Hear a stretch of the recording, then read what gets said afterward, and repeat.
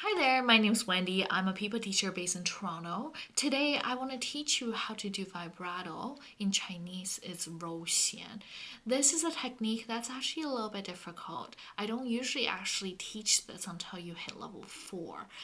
Beyond level 4, you will need a lot in order to sustain a single note that our right hand doesn't play more than just like one single pluck, right?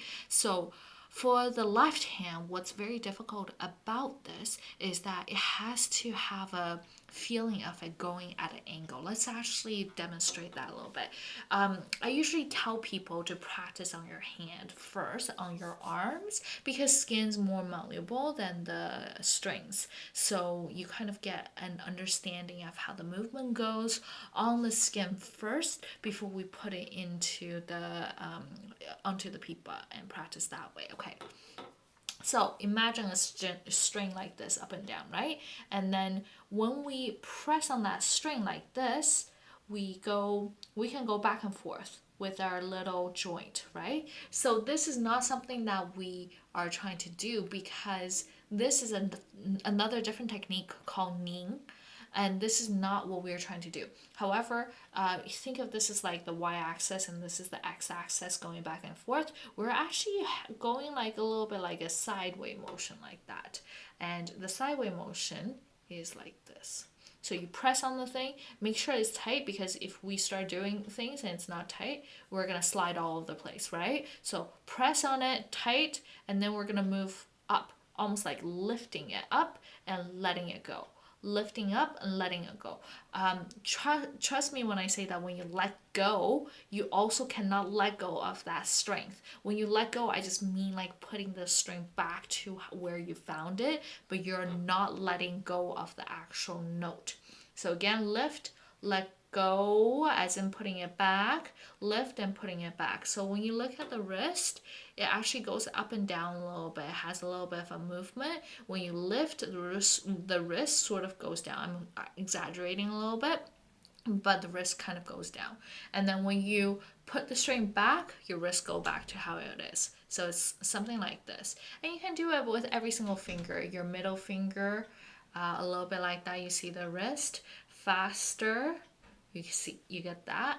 And also your ring finger, you can lift and let go, and pinky, lift and let go like that. So let's try to put that onto the pipa. Again, remember the string doesn't always go at a sideways angle, and that's what's very difficult about this technique.